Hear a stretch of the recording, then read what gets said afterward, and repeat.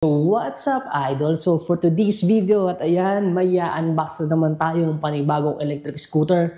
Ito yung Mars 11 GTR.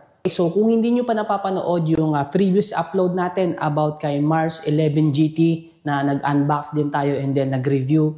So ipipaste ko na lang yung link sa description para mapanood ninyo. So ngayon guys ay mag-start na tayo na i-unbox itong si Mars 11 GTR.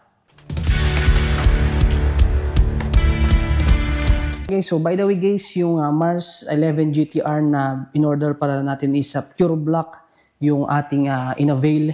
So ayan, ganito yung itsura niya guys. So ngayon guys ay sisirain ko na lang yung box para na sa ganun ay maalis natin yung electric scooter kasi mabigat to guys. So hindi ko siya kayang i-lift kaya isisirain na lang natin yung box. Okay, so dito pala guys, ito yung kasama niyang charger. Okay, so ito kasama dito is yung manual. So ito yung manual nila. Yan. So ganito kalaki yung manual. Okay, so babasahin ko na lang mamaya yung mga instructions dito. Okay, so and then ito yung kasama niyang charger. So basahin ko lang guys, ang nakasulat is input is 100 to 240 volts, 50 to 60 Hz, 7A. Output is 84 volts, 6 ampere.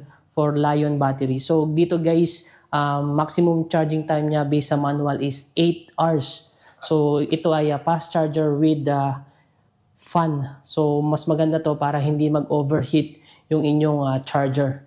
And then sa port naman guys is European port yung ginamit nila. So next lang na gagawin natin is i-install lang natin tong pinakang frame na to, yung handlebar frame dito sa pinakang stem tube. And then that's it, assemble na si Mars 11 GTR. So pwede na natin siyang paandarin.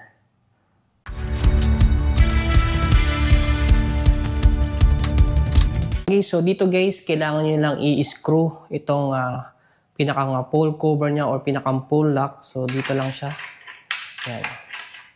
Ganito lang yung gagawin nyo. Tapos dito rin. Yan, so hihigpitan na lang natin maya-maya.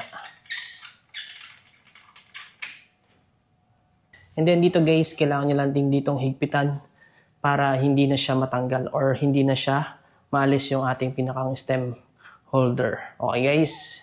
So dito meron din siyang kasama na dalawang NFC card. So dito itatap lang natin siya. Okay, so kung makikita nyo guys, meron na siyang light button. So pwede na natin i-press itong switch on button. Okay guys, and then ito yung kanyang display. So G-space, nag-ask lang siya ng password. Okay. And then dito makikita nyo rin, umiilaw din siya sa pinakang throttle. And then meron din siyang switch ng eco and turbo, single or dual. Okay guys. And ito yung pinakang menu button. Ayan. So ito yung pinakang light switch. Yung horn. Okay, so dito sa lights button, ipakita ko sa inyo yung features niya. So ito, pakita ko yung mga lights na gumagana. Ayan. So ito yung pinakang left and right signal turn. And then ito yung brake lights also. Yan, ito naman yung RGB lights sa side deck. Yan. And then ito yung pinakang headlight na. Ayan, so ganyan siya kaliwanag. So and then dito naman guys sa pinakang TFT display, check natin yung features. So dito makikita nyo kapag press nyo yung M button, so marami siyang mga features na pwede nyo makita. Ayan, so yung size pala nito guys is 3.5 inch. So pare-pares lang sila sa Mars 11 GT and then sa GTR. So yun, bali na change ko na siya sa kilometers per hour. So marami din siyang features na pwede nyo rin siyang baguhin. Dito naman guys, sa pinakang brake niya is full hydraulic brake na quad piston. So yung brand niya is Deere. Ayan. So papakita ko sa inyo guys yung brake niya. Ang ganda. So ito yung guys, quad piston yung kanilang in-install dito kay Mars 11 GTR, and then yung rotor disc is 160 mm, and then sa motor hub guys is 2000 watts. So dito naman guys sa pinakang likuran, ipakita ko sa inyo yung pinakang rear brake niya. So ito quad piston din, 2000 watts, 160 mm rotor disc, and then 11 inch na punctured pre-tire na CST yung brand, and then ito yung pinakang swing arm niya guys. So, pure black lang yung ating in-order dito. And then ito yung pinakang lights niya guys, yung RGB lights sa pinakang deck. Ayan. So dito naman guys sa suspension, same pa rin sa dati sa Mars 11 GT na 650 pounds coil suspension yung ginamit nila. And then dito guys is same. D&M brand 650 pounds coil suspension. Ayan. Gaya ng ginagawa natin dati sa mga previous unboxing natin. So, ino-open natin yung deck para makita natin yung actual na battery and then yung wirings ng electric scooter para maging fair tayo sa ating mga viewer. Okay, so ito natanggal ko na yung mga screws niya and then bubuksan na natin para ipakita ko sa inyo yung actual na itsura ng battery at the same time yung wirings. Yung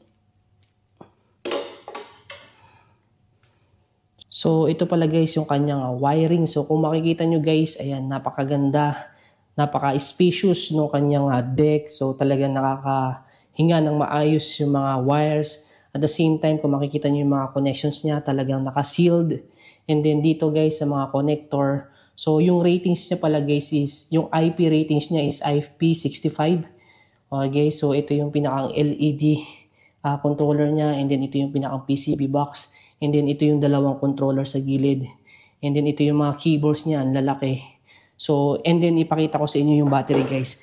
So sa battery naman guys, ito yung nakasulat is battery parameters is LG MT50LT 72 volts 45 Ah.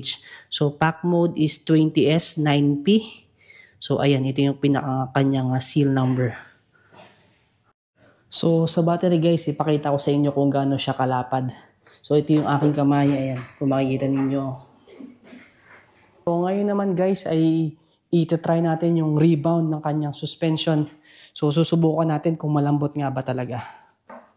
So ayan. So ito yung kanyang rebound ng suspension guys. Ang ganda. Sobrang lambot niya. Kung ikukumpara natin dun sa kaabo. Ayan, ang ganda. So ngayon naman guys, i-test natin siya sa maximum speed in freewheel. So ngayon guys, i-adjust na natin siya sa gear up to gear 5. And then kung makikita nyo, battery voltage is 73.1 and then battery percentage is 60%. So i-test natin siya sa maximum speed in freewheel dual motor. Okay guys, turbo mode.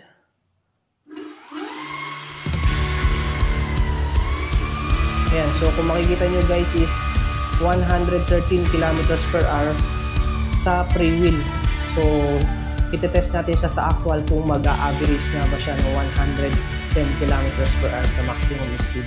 So now let's talk about the specs of this electric scooter. So the specs are 72 volts, 45 Ah Lion battery, and then motor is 2000 watts, 72 volts. And then the charging time is 8 hours with a charger of 6 ampere fast charger. And then for the kilometers distance travel is 140 kilometers based on manual. And then regarding for the weight of this electric scooter is 60 to 65 kg. And then the maximum capacity weight is 180 kg. And then for the display is a 3.5 inch TFT display. And then for the brake system is EABS and full hydraulic brake quad piston. And then for the suspension is D&M coil suspension 650 pounds. And then for the tire is 11 inch 90 by 65 by 6.5 CST brand with punctured free tire. So next upload guys, I will share to you the full specs and features of this electric scooter and of course the honest review of the performance of this electric scooter.